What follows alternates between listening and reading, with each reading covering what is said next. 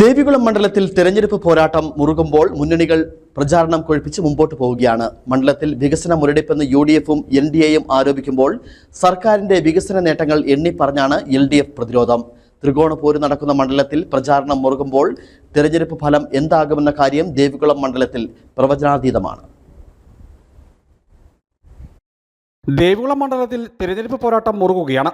മണ്ഡലം ഒപ്പം നിർത്താനുള്ള പഴുതടച്ച പ്രചാരണ പ്രവർത്തനങ്ങൾ മുന്നണികൾ മൂന്ന് മുമ്പോട്ട് കൊണ്ടുപോകുന്നു. 20 വർഷം തുടർച്ചയായി LDF വിജയിച്ച മണ്ഡലത്തിൽ വികസനം മുരടിപ്പെന്നാണ് UDF-ന്റെയും NDA-യുടെയും ആരോപണം. വന്യജീവി വിഷയം, ഭൂമി പ്രശ്നങ്ങൾ, തോട്ടം തൊഴിലാളികളുടെ വിഷയങ്ങൾ, മറ്റടിസ്ഥാന സൗകര്യ വികസനത്തിലെ കുറവുകൾ ഇവയൊക്കെ UDF-ഉം NDA-യും LDF-നെതിരെയുള്ള പ്രചാരണ വിഷയങ്ങളായി ഉയർത്തിക്കാട്ടുന്നു. എന്നാൽ നിലവിലെ MLA കൂടിയായ സ്ഥാനാർത്ഥിയുടെ വികസന പ്രവർത്തനങ്ങളും സർക്കാരിന്റെ ഇതര വികസന നേട്ടങ്ങളും എണ്ണിപ്പറഞ്ഞാണ് ഈ വിഷയങ്ങളിൽ LDF പ്രതിരോധം തീർക്കുന്നത്. കേന്ദ്ര സർക്കാരിന്റെ വികസന നേട്ടങ്ങളെ NDA ഉയർത്തിക്കാട്ടുമ്പോൾ കേന്ദ്ര സർക്കാരിന്റെ കുറവുകൾ ഉയർത്തി UDF-ഉം LDF-ഉം ഒരേപോലെ മണ്ഡലത്തിൽ പ്രചാരണം മുറുക്കുന്നു. LDF-നും UDF-നും NDA-യ്ക്കും മണ്ഡലത്തിലെ വിജയം അഭിമാന പ്രശ്നമാണ്.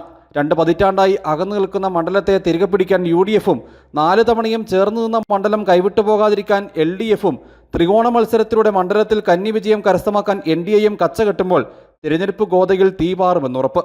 വരും ദിവസങ്ങളിൽ മുഖ്യമന്ത്രിയെ അടക്കം മണ്ഡലത്തിലെത്തിച്ച് പ്രചാരണം കൊഴിപ്പിക്കാൻ LDF ഒരുങ്ങുമ്പോൾ UDF-ഉം NDA-യും തങ്ങളുടെ മുതിർന്ന നേതാക്കളെ മണ്ഡലത്തിലെത്തിച്ച് പ്രചാരണം ഊർജിതമാക്കുമെന്നാണ് വിവരം.